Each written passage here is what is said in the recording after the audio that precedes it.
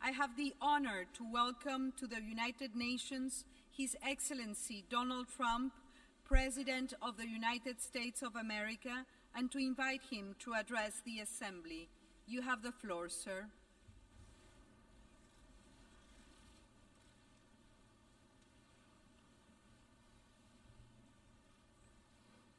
Madam President, Mr. Secretary General, world leaders, ambassadors, and distinguished delegates, 1 year ago I stood before you for the first time in this grand hall.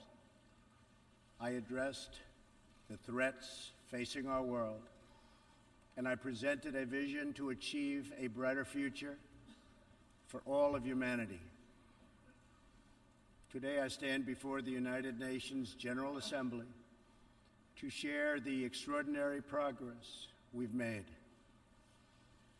In less than 2 years, my administration has accomplished more than almost any administration in the history of our country. America's so true.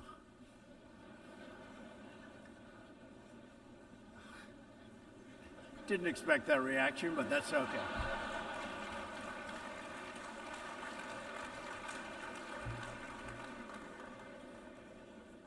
America's economy is booming like never before. Since my election, we've added $10 trillion in wealth. The stock market is at an all-time high in history, and jobless claims are at a 50-year low. African American, Hispanic American, and Asian American unemployment have all achieved their lowest levels ever recorded. We've added more than 4 million new jobs, including 500,000 manufacturing jobs. We have passed the biggest tax cuts and reforms in American history. We've started the construction of a major border wall, and we have greatly strengthened border security. We have secured record funding for our military, $700 billion this year, and $716 billion next year. Our military will soon be more powerful than it has ever been before.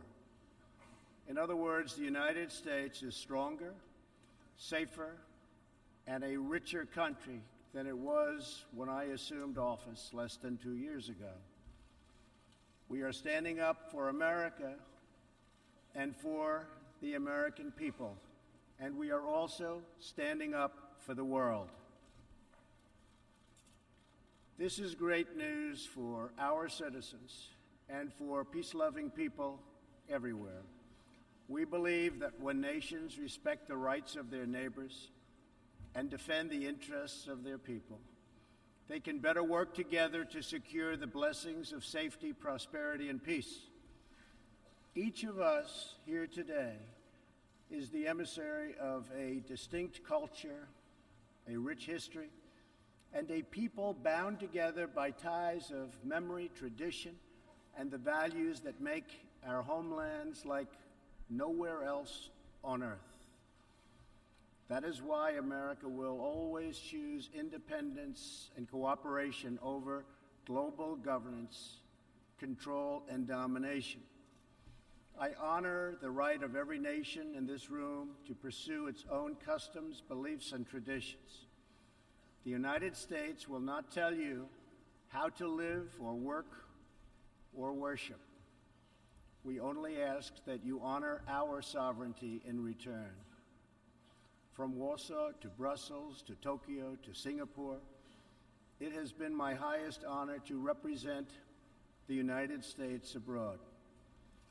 I have forged close relationships and friendships and strong partnerships with the leaders of many nations in this room, and our approach has always yielded incredible change. With support from many countries here today, we have engaged with North Korea to replace the specter of conflict with a bold and new push for peace. In June, I traveled to Singapore to meet face-to-face with North Korea's leader, Chairman Kim Jong-un. We had highly productive conversations and meetings, and we agreed that it was in both countries' interest to pursue the denuclearization of the Korean Peninsula. Since that meeting, we have already seen a number of encouraging measures that few could have imagined only a short time ago.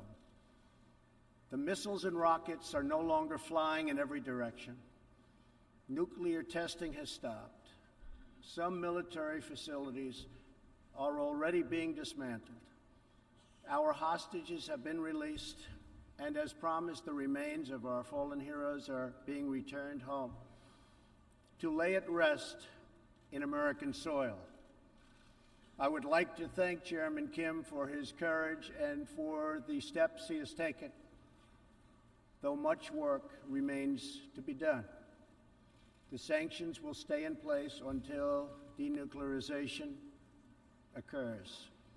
I also want to thank the many member states who helped us reach this moment, a moment that is actually far greater than people would understand, far greater. But for also their support and the critical support that we will all need going forward. Special thanks to President Moon of South Korea, Prime Minister Abe of Japan, and President Xi of China. In the Middle East, our new approach is also yielding great strides and very historic change. Following my trip to Saudi Arabia last year, the Gulf countries opened a new center to target terrorist financing. They are enforcing new sanctions, working with us to identify and track terrorist networks, and taking more responsibility for fighting terrorism and extremism in their own region. The UAE, Saudi Arabia, and Qatar have pledged billions of dollars to aid the people of Syria and Yemen, and they are pursuing multiple avenues to ending Yemen's horrible, horrific civil war. Ultimately, it is up to the nations of the region to decide what kind of future they want for themselves and their children. For that reason, the United States is working with the Gulf Cooperation Council, Jordan, and Egypt to establish a regional strategic alliance so that Middle Eastern nations can advance prosperity, stability, and security across their home region. Thanks to the United States military and our partnership with many of your nations, I am pleased to report that the bloodthirsty killers known as ISIS have been driven out from the territory they once held in Iraq and Syria. We will continue to work with friends and allies to deny radical Islamic terrorists any funding, territory, or support, or any means of infiltrating our borders. The ongoing tragedy in Syria is heartbreaking.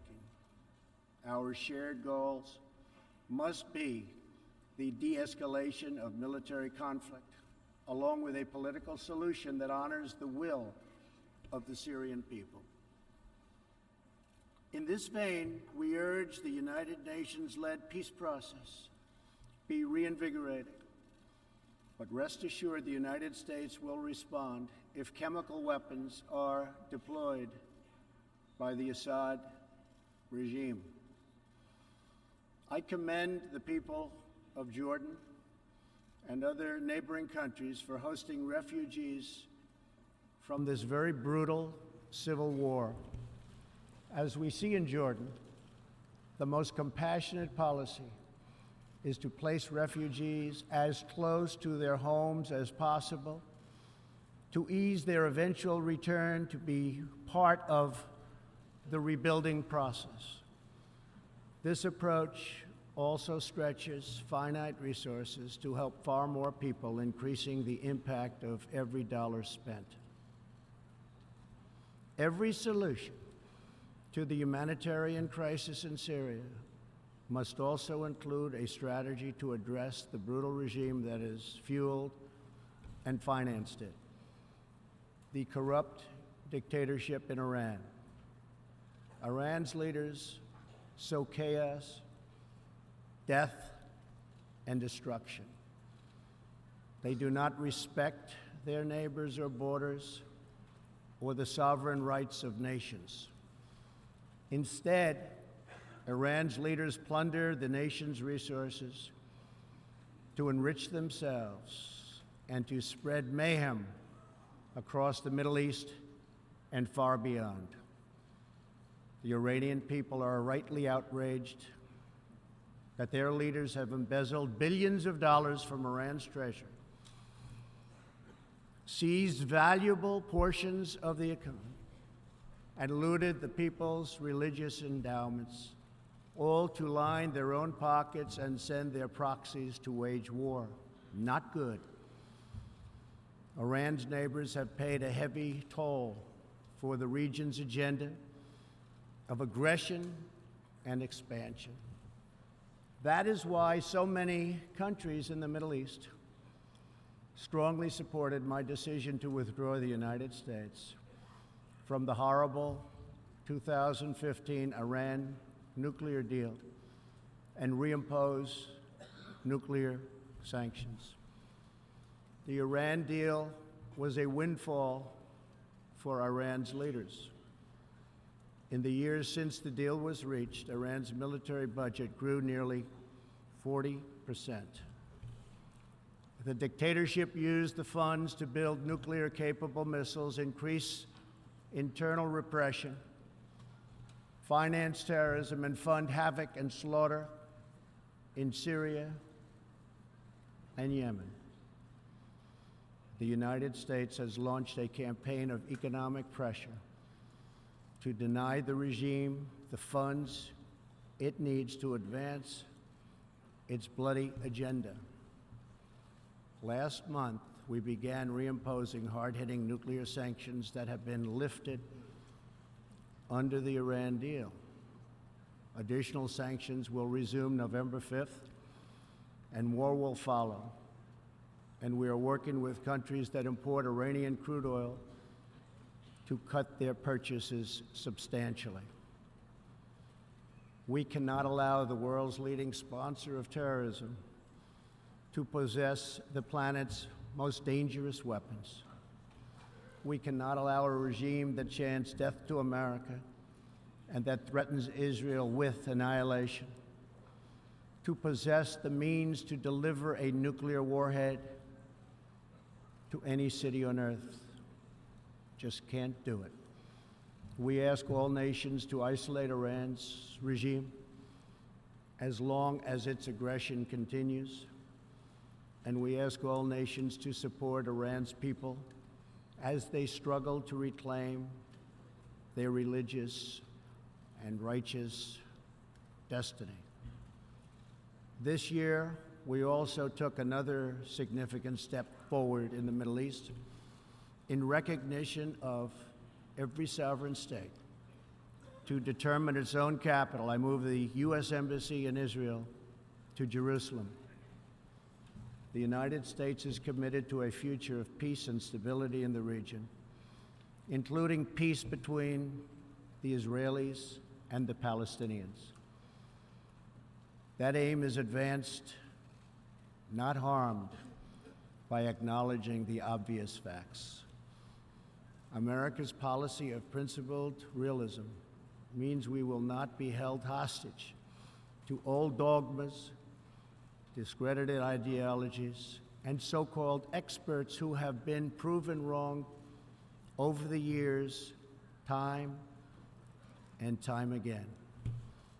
This is true not only in matters of peace, but in matters of prosperity.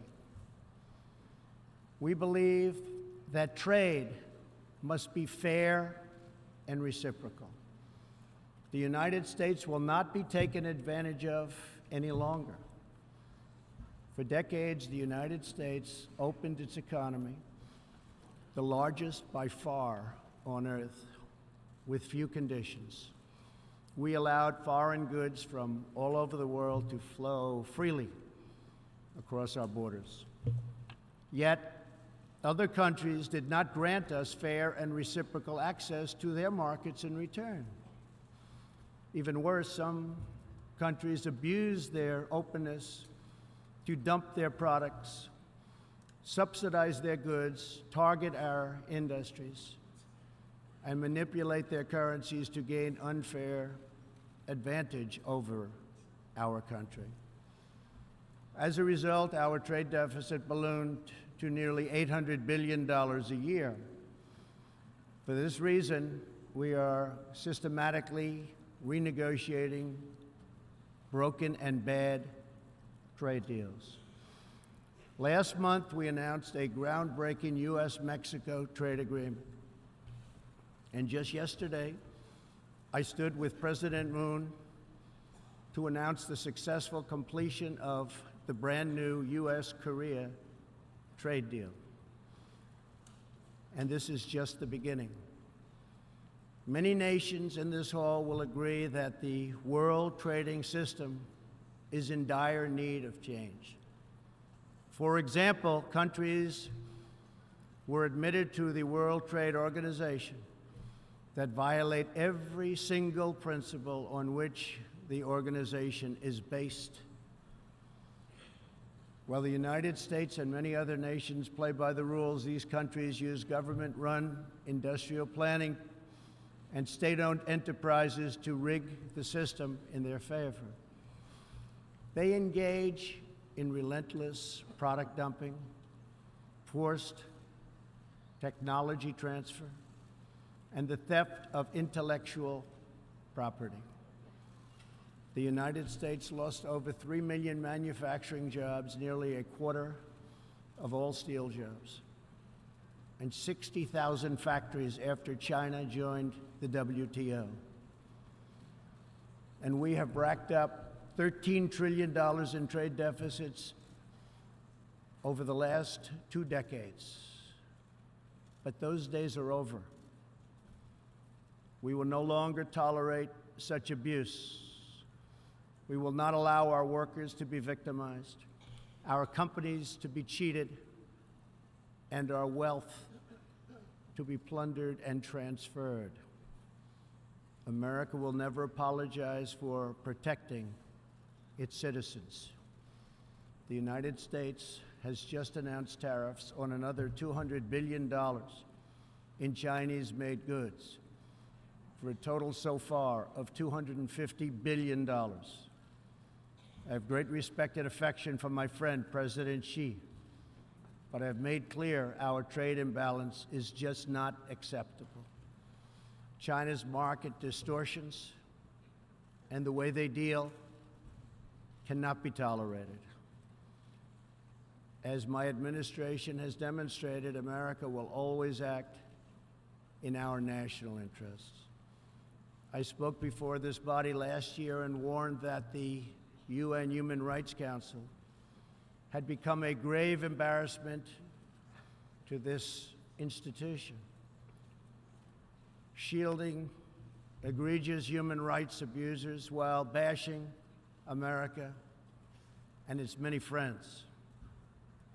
Our ambassador to the United Nations, Nikki Haley, laid out a clear agenda for reform, but despite reported and repeated warnings, no action at all was taken.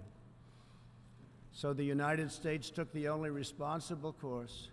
We withdrew from the Human Rights Council, and we will not return until real reform is enacted. For similar reasons, the United States will provide no support in recognition to the International Criminal Court. As far as America is concerned, the ICC has no jurisdiction, no legitimacy, and no authority. The ICC claims near universal jurisdiction over the citizens of every country, violating all principles of justice, fairness, and due process. We will never surrender America's sovereignty to an unelected, unaccountable global bureaucracy. America is governed by Americans. We reject the ideology of globalism, and we embrace the doctrine of patriotism. Around the world, responsible nations must defend against threats to sovereignty, not just from global governments, but also from other new forms of coercion and domination. In America, we believe strongly in energy security for ourselves and for our allies.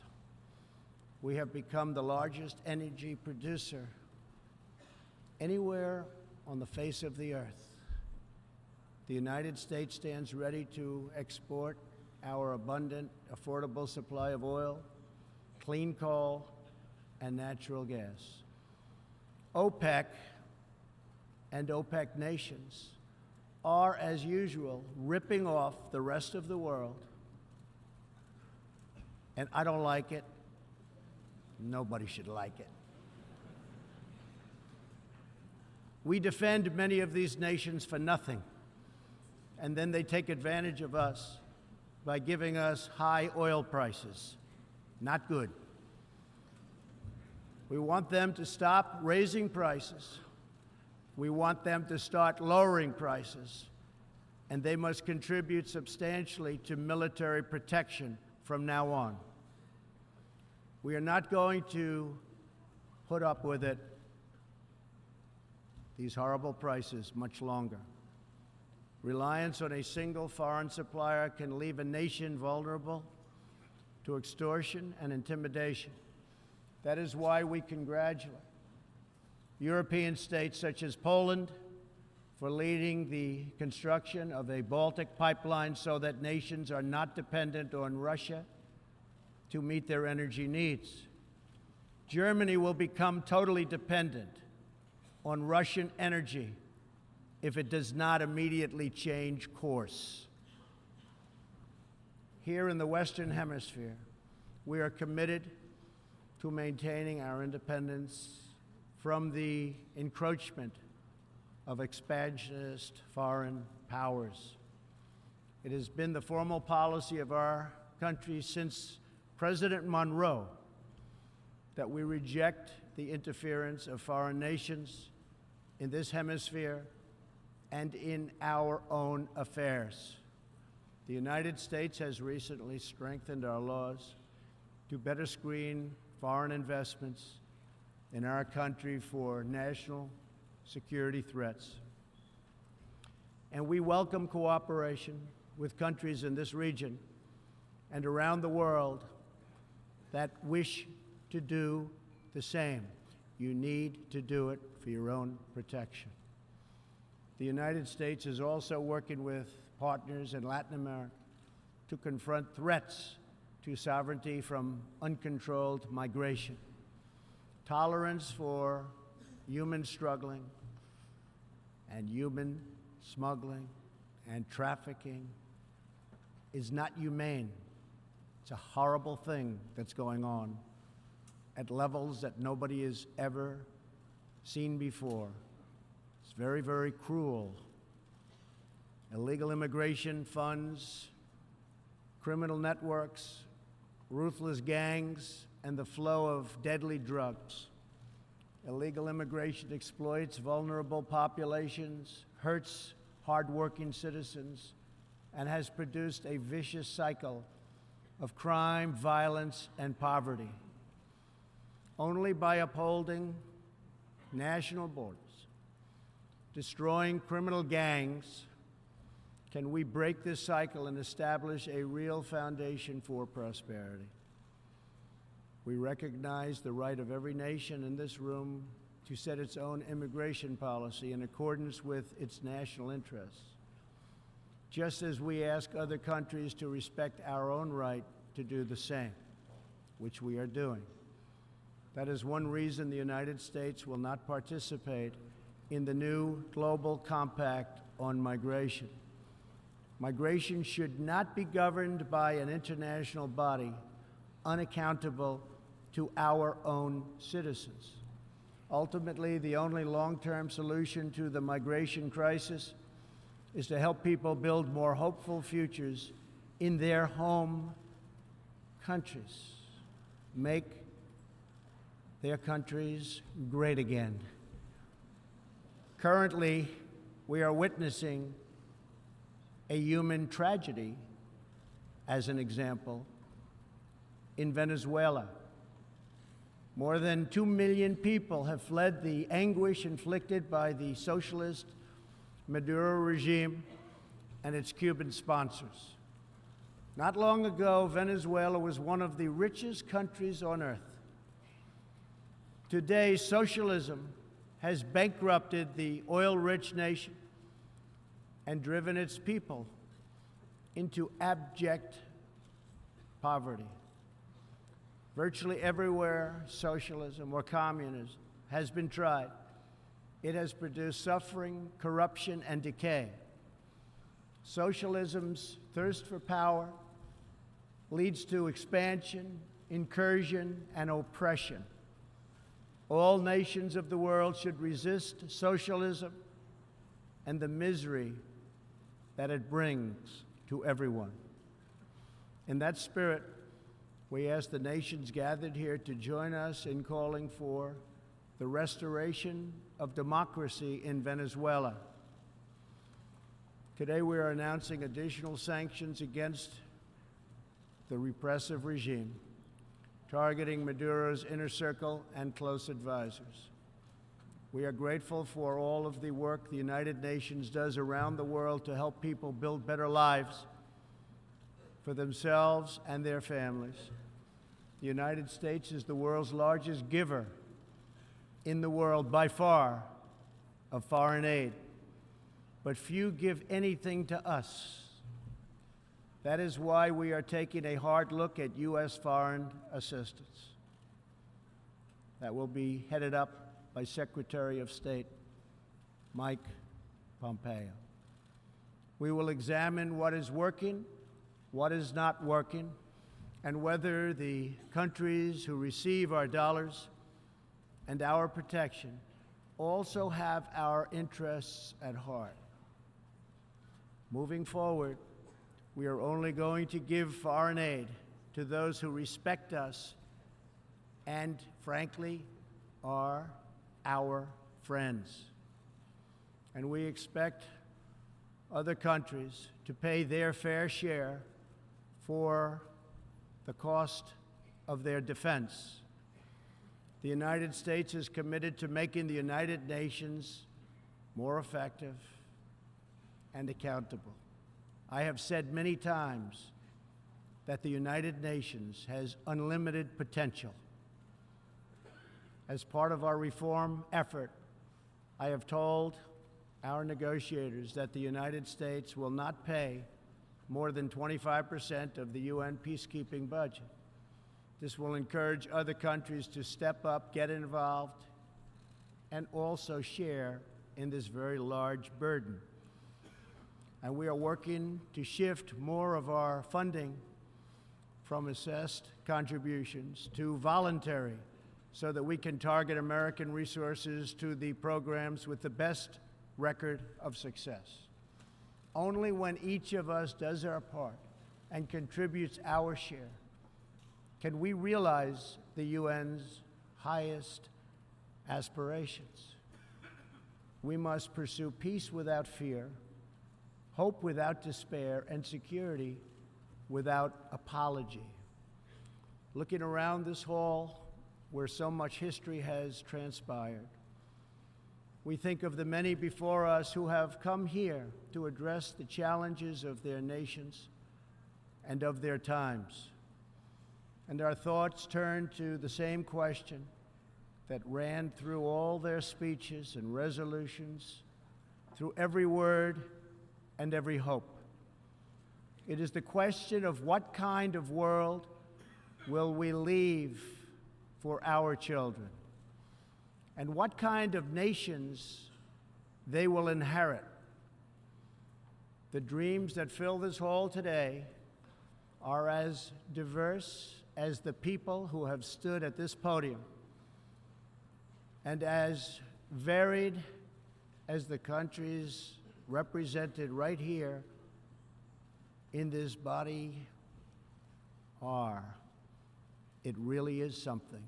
It really is great, great history. There is India, a free society, over 1 billion people, successfully lifting countless millions out of poverty and into the middle class. There is Saudi Arabia, where King Salman and the Crown Prince are pursuing bold new reforms. There is Israel, proudly celebrating its 70th anniversary as a thriving democracy in the Holy Land. In Poland, the great people are standing up for their independence, their security, and their sovereignty. Many countries are pursuing their own unique visions, building their own hopeful futures, and chasing their own wonderful dreams of destiny, of legacy, and of a home. The whole world is richer. Humanity is better because of this beautiful constellation of nations, each very special, each very unique, and each shining brightly in its part of the world. In each one, we see awesome promise of a people bound together by a shared past and working toward a common future. As for Americans, we know what kind of future we want for ourselves. We know what kind of a nation America must always be. In America, we believe in the majesty of freedom and the dignity of the individual. We believe in self-government and the rule of law, and we prize the culture that sustains our liberty, a culture built on strong families, deep faith, and fierce independence. We celebrate our heroes. We treasure our traditions.